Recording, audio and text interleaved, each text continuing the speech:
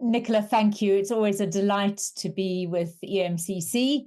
And I always love seeing what you are presenting and think, oh gosh, why don't I attend more of them? So without any further ado, I'm going to start sharing slides, and delighted that we are all in this dialogue on measuring the impact of team coaching. And I was equally delighted to see that there were some great questions that people have shared before. So thank you to those who have shared these. And perhaps while I'm reading these, if you want to pop some more questions that you're holding in the chat box, so that this really is a dialogue today. I'm very happy to be sharing my experience, but boy, I'm still learning, and we keep learning about this. I found these fascinating. How to help senior leadership see the impact of team coaching. Believe me, the number of times that I've thought, oh gosh, they need team coaching. Will they buy it? Is an endless angst in myself at times. And then a lovely question that came in, curious to know how to measure the team coaching impact in the most simple way. And I discovered later on in life that I'm dyslexic. I now know why I like pictures. And I'll give an example of two measures that I use, and they are very pictorial. And for me, they really are simple and clear, and clients have loved them. So going to share those today. Some other questions are how to differentiate between personal outcomes and organizational outcomes in coaching. And I will be talking about that in terms of levels, but would love to hear your ideas as well. How to convince, this is also similar to earlier, how to convince clients they need team coaching, not team training or a simple retreat and offsite. And the last one was a bit longer, but I thought a really valuable one for us to explore and dialogue on is, how do you take account of the emergence and the fact that most useful things arising from team coaching may be completely unexpected and nothing to do with the goals or the original contract? And I would expand my own question to that, is how to take account, while still what I call contracting with the client, how things change, and would love to hear from others on that as well. Lovely. And you'll see co-creation is so much the part of how I approach any of my work, team coaching, leadership development, and executive coaching. So that's what I bring to the table in this today, the dialogue on the impact of measuring team coaching. I work across sectors, and so have worked in private sector, energy trading company in Austin, Texas, and Berlin. I work in the NHS, mostly in London, also have nationally. And I currently am working with a homeless charity in Oxfordshire. So a real spectrum in terms of what I bring to the table, as well as those three areas, which I do believe adds to how I approach team coaching, in that I run leadership development programs over, say, a 4 to 6 month period, as well as do away days, and as well as one-to-one executive coaching. So that full spectrum, as I would love to hear from all of you. So what is the agenda today that we are going to cover, which includes the a breakout room?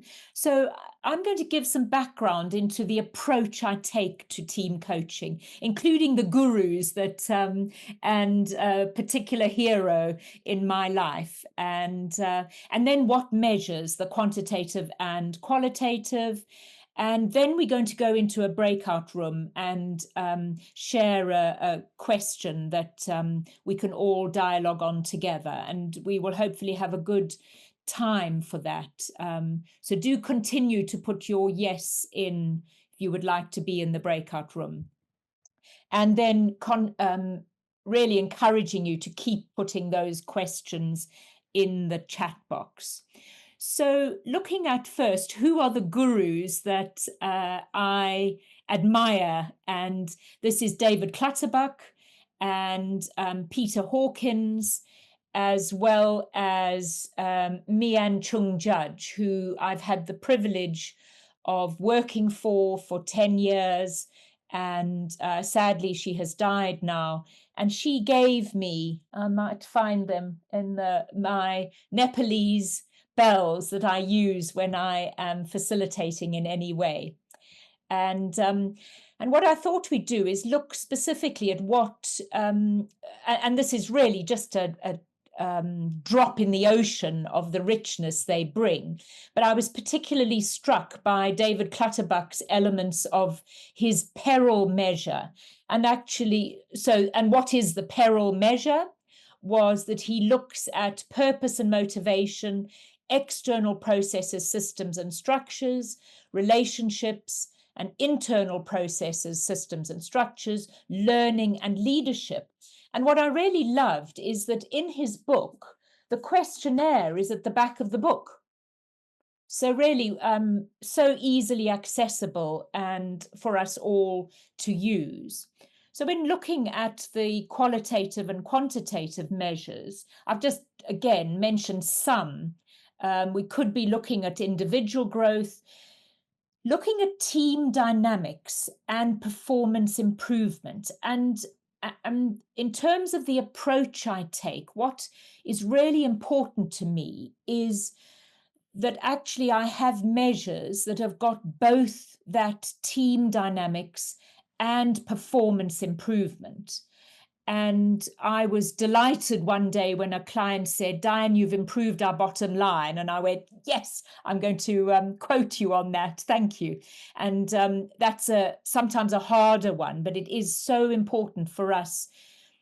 I kick against when people say we can't measure coaching, leadership development, and team coaching. I really believe we can.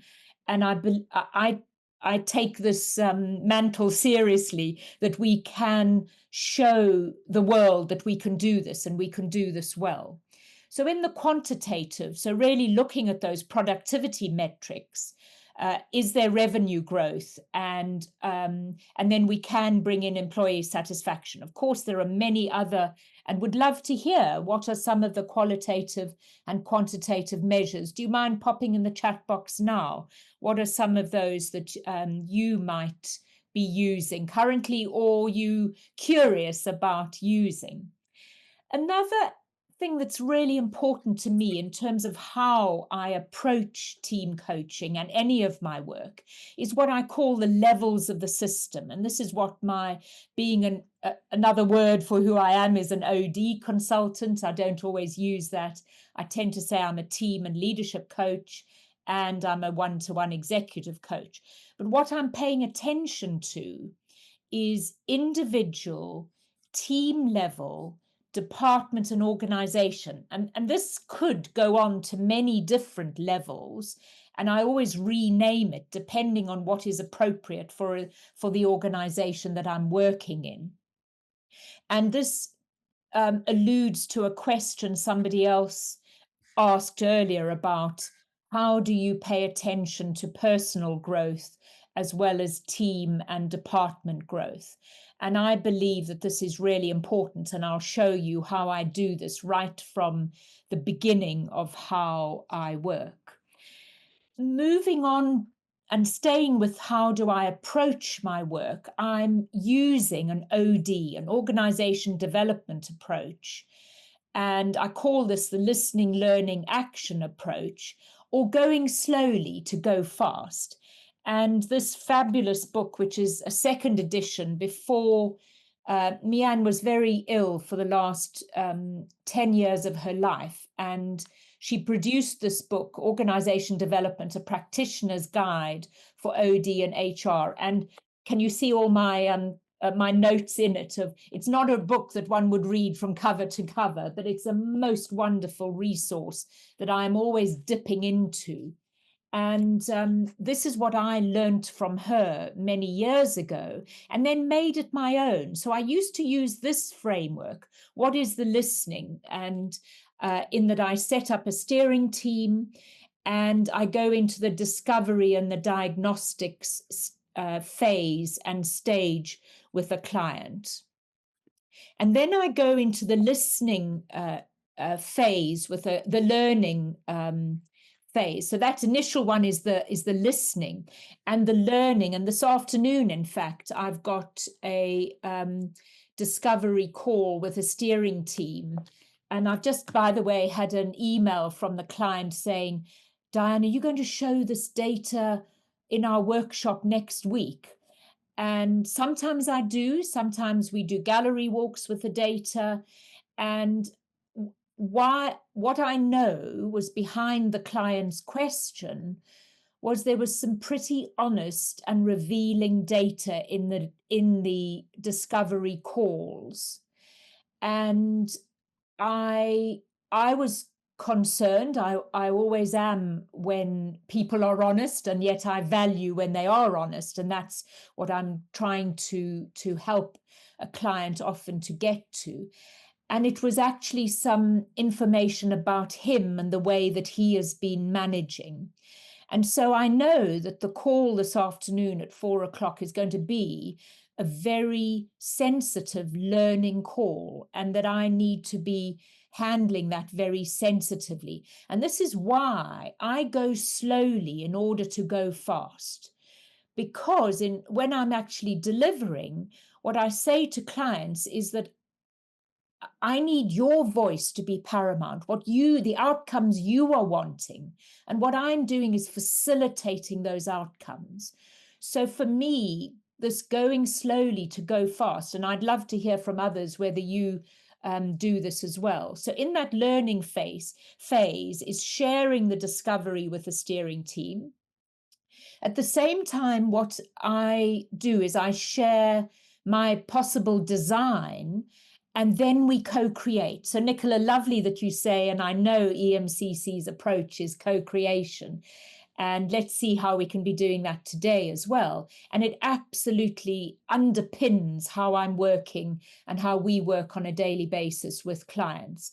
And then for the steering team to set the parameters or to rejig the outcomes. So in terms of emergence, what I know is that I'm allowing for emergence, bringing structure, bringing clear data, and allowing for emergence for this client to be nervous and to, I don't know what he's going to say. My question to the client is usually, what are you hearing in the data? And to me, it just enables me to, again, listen and learn. And then I say what I'm hearing in the data from my expert team coaching, leadership development, and one-to-one executive coaching perspective. And then I share my possible design. However, I'm listening so carefully, I might throw the design totally on its head and do something different. That is, and my other mantra I use is what is truly in service of the client. And then I do the action, and the action might be running a team coaching, it might be running leadership development, an away day, or if it's one-to-one coaching, this is slightly different for coaching. The important thing is that I often try and run a pilot that is small, where I know it can be successful, and then we review. We then might roll out to some more areas and review well, and I call it a robust review, and then to scale up and review. So I'm going to show you this in another format, which is that because this is the OD cycle, which comes from Mian's book, and in many years that I worked with her, and I thought, well, if it is the OD cycle, it needs to perhaps be in a cycle. And so this is what a lovely colleague of mine, Dawn Jarvis, and I came up with. And so there's that initial discovery phase, then the design, then the action.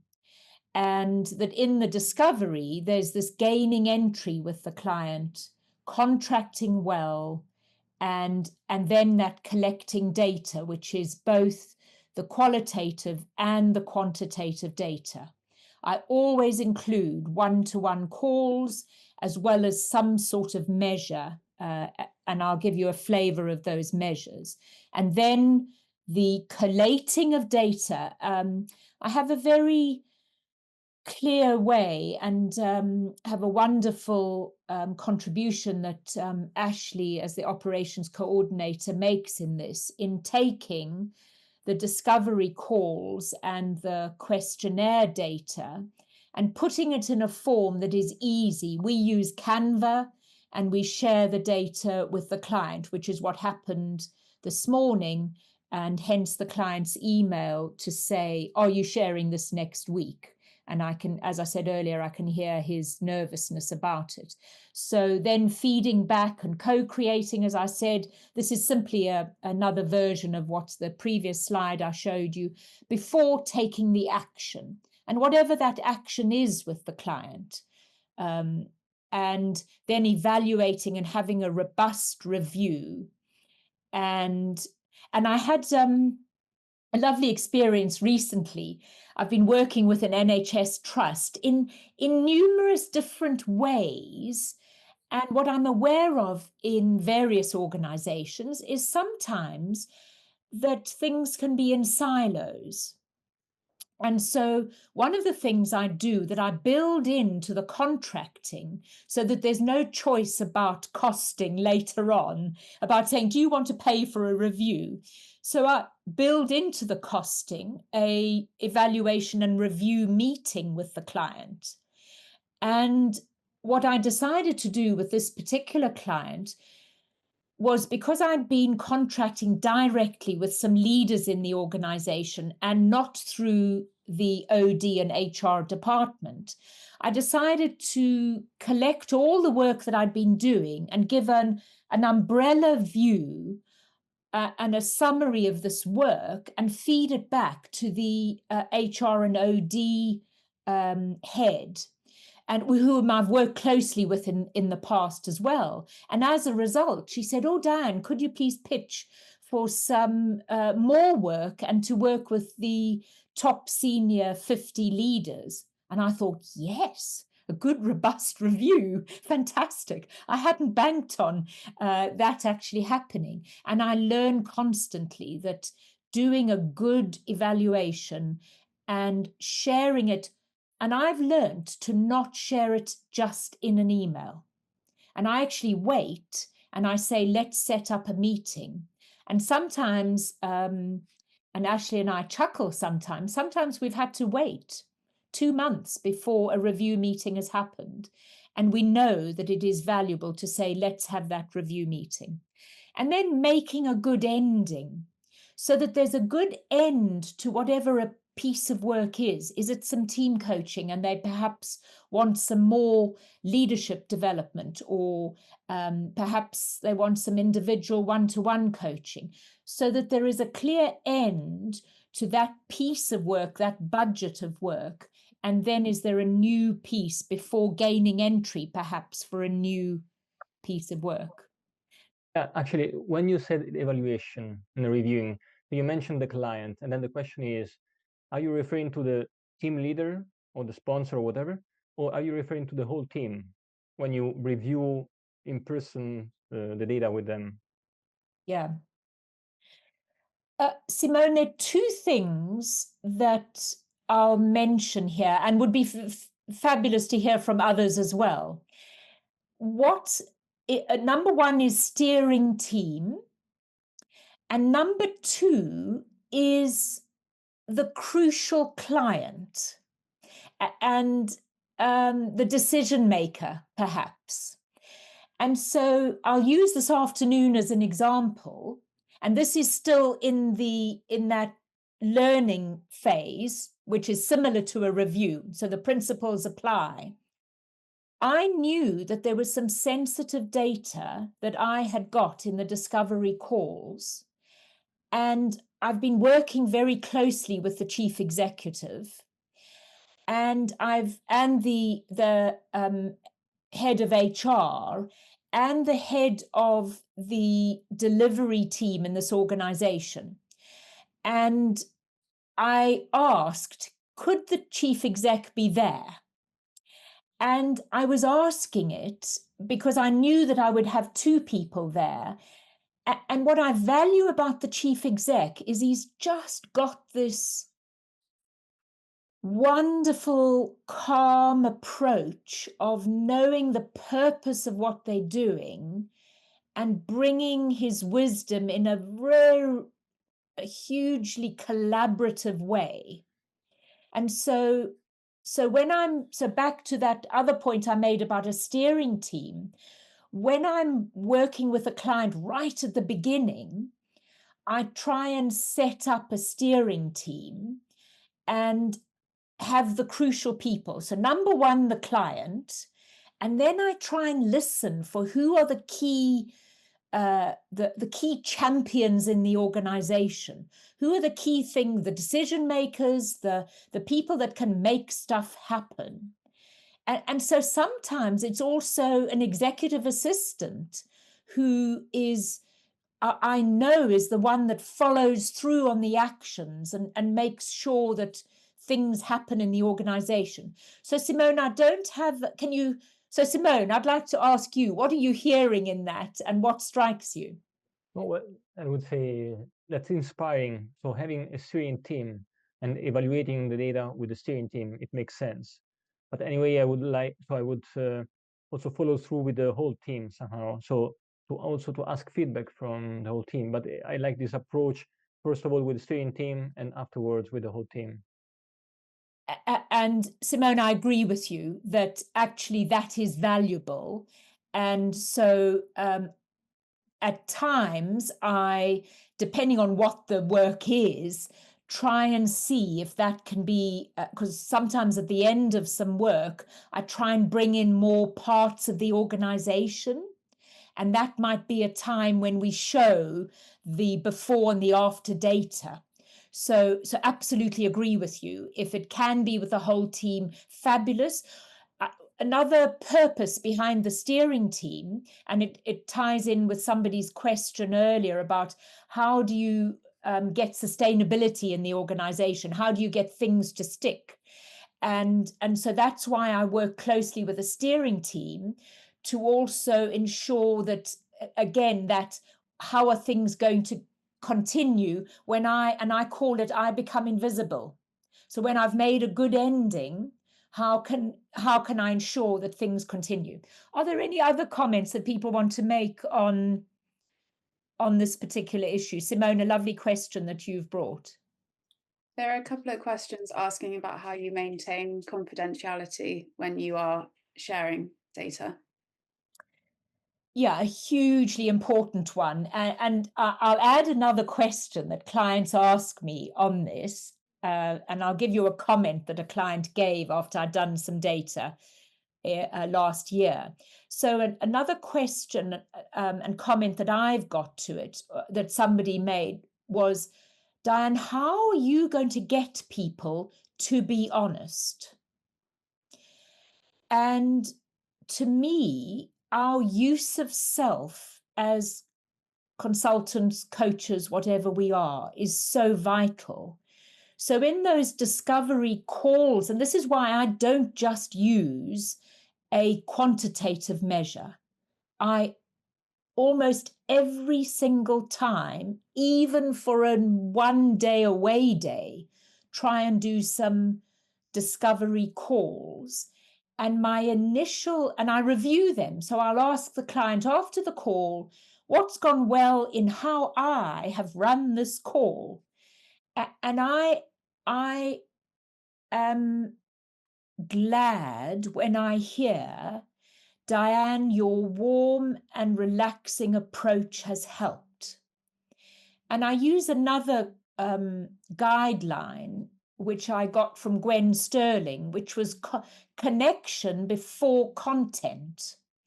And so I'm asking people, what's important to you out of work? And so I'm looking at what's behind them in there and say, oh gosh, what's that monkey that you've got in your picture? And I wonder what that monkey is. So I'm constantly curious about them and show them that actually who they are today are really important to me in getting this data. I also ask everybody the same questions, and I'm very clear before starting what the boundaries of confidentiality are. Because, so two more things. I've had a very bad experience with a bullying chief executive. I thought I was clear in the contracting to say, and what I say is, your answers today I will be sharing with the steering team and if it appropriate, could be the senior leadership team, whatever has been appropriate with that client. I mentioned this with a client 2 years ago. The data was all in the room, and sometimes when I'm working, it's there, and we do a gallery walk of the data. This particular person came up to me and said, I am not happy because I've been approached already by the chief exec and I'm concerned he's going to bully me. So this is real, and believe me, that was incredible learning for me. So I am even clearer now on your answers I am going to share. And then I've added something else, and I've said, people may and by the way, I anonymize, so Ashleigh takes the names off, and I add this piece, and I say, people may recognize your style. And I just want to mention that to you so that you are aware before you answer. However, I'd love you to be really honest and say what you want to say.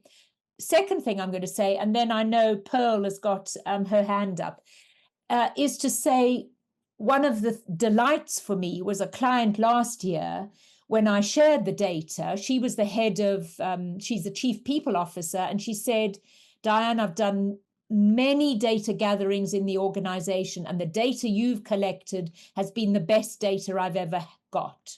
And that warms the cockles of my heart, and that it is worth connecting before doing content. Pearl? Absolutely loving what you just said, coming from an information governance and analytics, big data background, working for IBM for over 18 years, retiring from that and coming into the coaching space. So data supported decision making is the key. Many of those are really lacking, because what the challenge really is, we want to have the one version of the truth, yet there's also whose version of the truth are we looking at? And there's different interpretation, different definitions when it comes to not only qualitative, right? Especially qualitative, but even quantitative type of measures. And there's geographical differences, especially for global corporations. So again, depending on what we're measuring, right? And so it can get very much complicated, and not to mention the timeliness of how the data is going to be coming together and being shared, considering sensitivity, because you don't really want to share it when the data isn't quite ready to be shared, not to mention the cleansing, the seasonal factors you need to consider, all these other sort of weighing of the data what we're looking at. And this is where, when you mention the CEO's influence, these leaders, they all have politics to consider, so to speak. So it's really, really a complex way, and contracting, as you mentioned earlier, is the key. because the changes is so much these days. The change of your markets, the change of your R&D, even, right? Working with 3M as an example, working with Xerox, different corporations have different considerations. So it's just very hard to say that the data is absolute. So keeping in mind that there is a time and space value of the data. Yeah.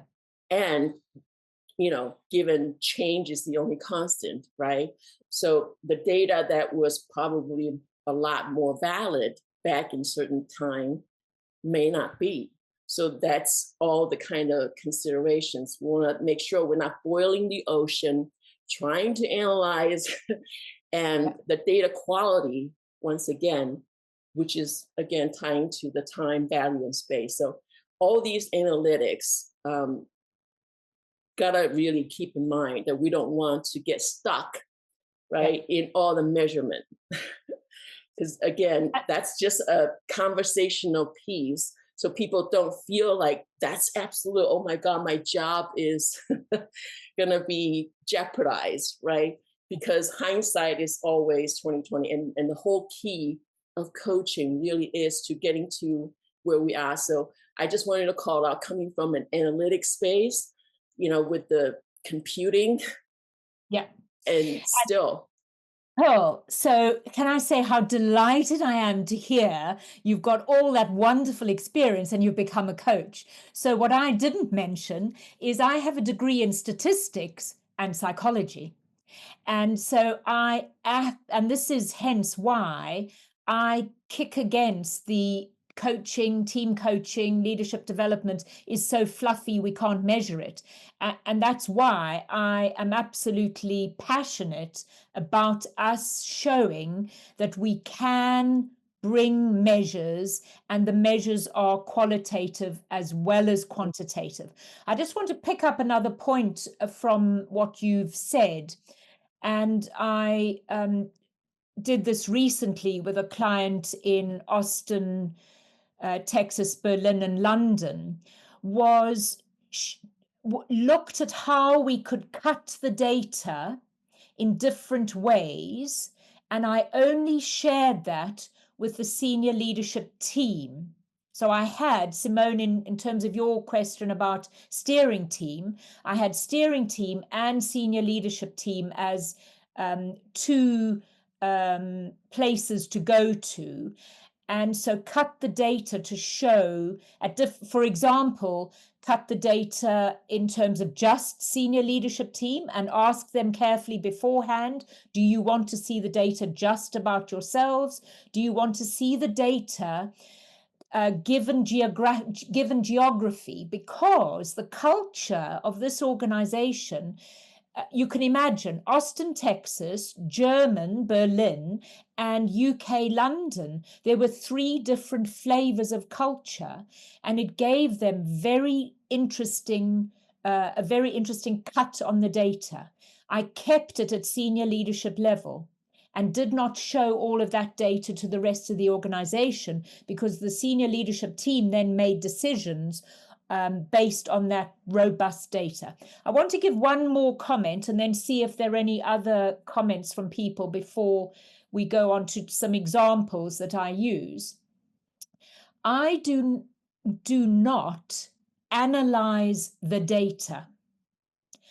I keep the discovery call data, and again, I'm very clear in the contracting about how I'm going to manage the answers, is I use the verbatim words of the client. And the reason being is that, and Pearl, it comes back to your point about our responsibility in the data, and I call it that slice of data when it's happened, and that I've then anonymized it using the actual words, and then I ask the client, what are you hearing in this data? I sometimes say, what are surprises for you? I may say, what are you glad about, excited about in this data? and what concerns have you got about in this data? So I'm very structured, and then I use that to inform me in my co-creation. So I have been recently working with some two colleagues with a pharmaceutical in Austria, and I was co-facilitating, and their style is to analyze data and give it in a summary form. And I struggle with that because I'm more of a raw data person and sharing it with the client. So looking at the measures. So there's one that I use that is the Stellar model by Dawn Jarvis, who is the MD of the Stellar Leadership Group based on the Gold Coast in Australia. And the lovely thing about the Stellar model is that there is this clarity on what is being measured, and then even better, what the client gets is this red, amber, green and 2 questions per element. And these are the results before. These are some actual results giving clear red and amber to work on. And hey presto, this is genuine results. In 2023, the red was reduced, and there's still some more amber, but a hugely increased green. And then the good thing is that what we've got some comments from the client as well.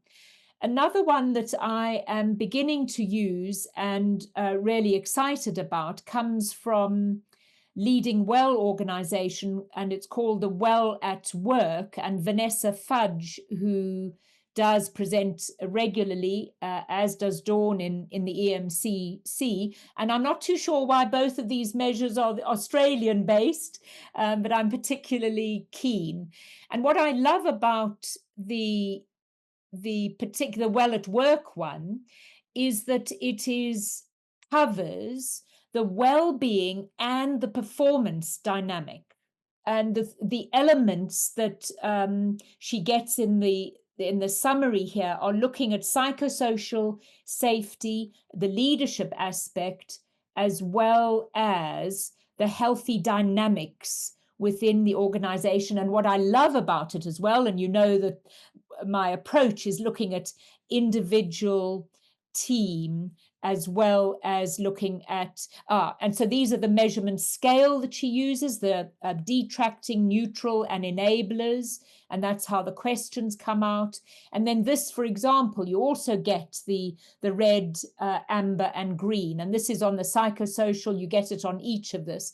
This is the healthy dynamics, and these are all the aspects of the healthy dynamics. And the question that we wonder, what for you is important to measure in team coaching? What I'm aware is, as things have emerged, that the question might have changed. So Nicola, I'm going to hand over to you.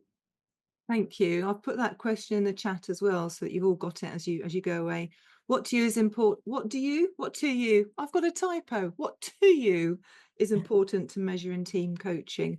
And I love those models that you shared as well, Diane, about the different areas and the different domains, really, the different facets by which we look at team coaching.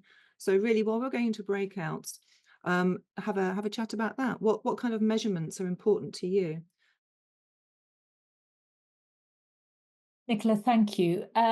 Some wonderful comments in the chat. I am going to be very South African bold and ask, would anybody like to put their hand up and in one sentence share what the highlight from the breakout room? And this also will answer a question somebody has asked about how do you put how do you choose the verbatim? I say that to people. Could you answer the discovery questions I'm asking using one sentence and an example, so that I'm not writing screeds and not sharing screeds of data with the client? So back to us here today on EMCC. would be fabulous if we could have 2 or 3 people to share in one sentence the highlight from your breakout room. So what I thought my highlight from the breakout room was meeting Rory and Renu, and understanding their understanding of team coaching and what their experience of it was. And that was a really nice share, yeah, as in a direct personal share. Mike, fabulous, and thank you in one sentence. Micah? So yeah, it was very interesting to learn from the different contexts. So one of us was working in a church with volunteers.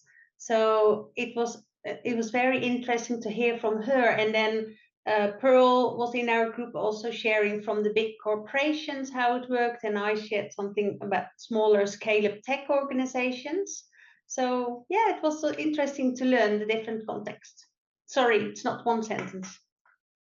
Fabulous, Micah. Thank you. Teresa, as you come off mute, thank you. So I'm a very new team coach, so it was wonderful having a conversation with Peter and Parvi, who between them I think have about 30 years team coaching experience. So that was terrific. And whilst it's great having all different kinds of measures, really there was a question around how do we really know, because things are so layered and so complex in the organization environments. How do we really know what impact the team coaching's having? And the conversation then turned to very much the quality of creating great spaces, safe spaces for a team to have perhaps different conversations than they might otherwise, and inherently then change their thinking dynamics for the better. So perhaps there's some quality and quantity questions that could relate to that, perhaps. Wow, Teresa, sounds wonderful. I'm just going to add to that, which is that for me, when I'm initially contracting with the client, and again, I will say this is the dyslexic in me and the statistician. So I want to go and collect loads of data. And in order to try and be really clear on what is the client wanting, I ask them to email me with the outcomes. And ever since I started doing this a few years ago, it's given me such peace, because before I used to have to try and sift through what are they really wanting, and then I'd pick up from my experience, and I actually got myself in a tiz about it.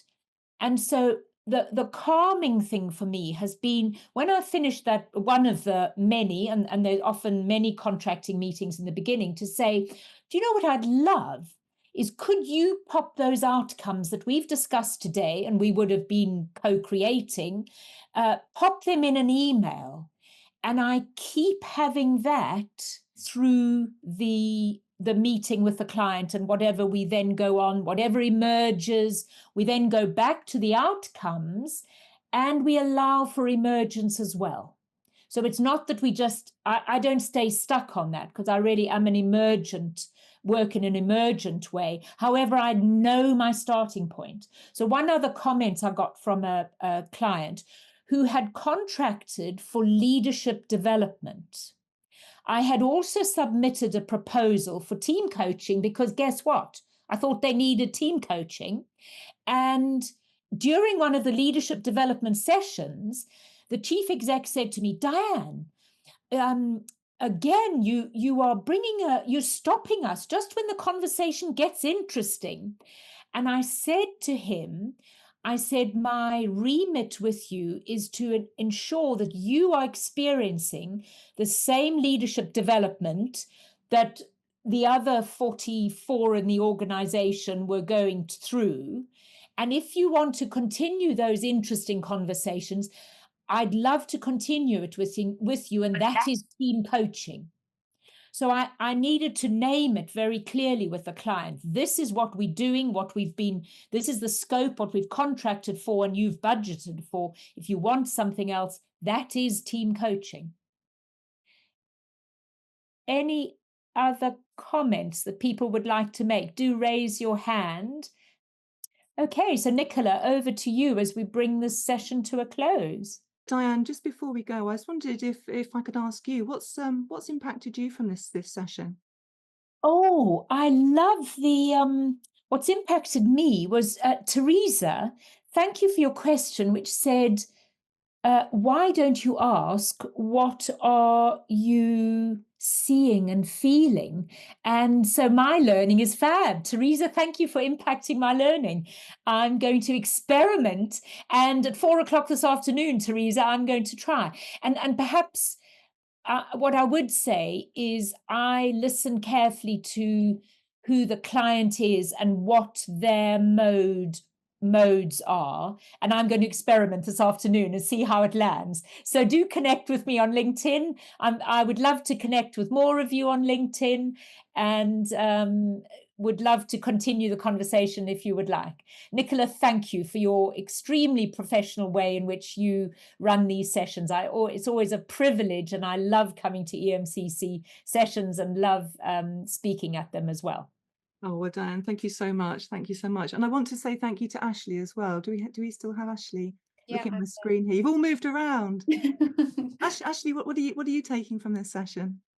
I think that there are so many different ways that you can measure, and using a mix of that qualitative and quantitative is really important, and getting the data done really well at the beginning, so that at the end, when you, for example, the Stella, when you do that repeat at the end, you can really see how it was before, and at the end of the journey, compare it at the end to see what's improved and what could still be worked on. Thank you, Ashleigh. That's amazing. Thank you. Thank you. And thank you everybody here for just being brilliant as always. This is such a wonderful community and such a wonderful co-creative event that we have, and I do appreciate each and every one of you. Thank you so much for coming.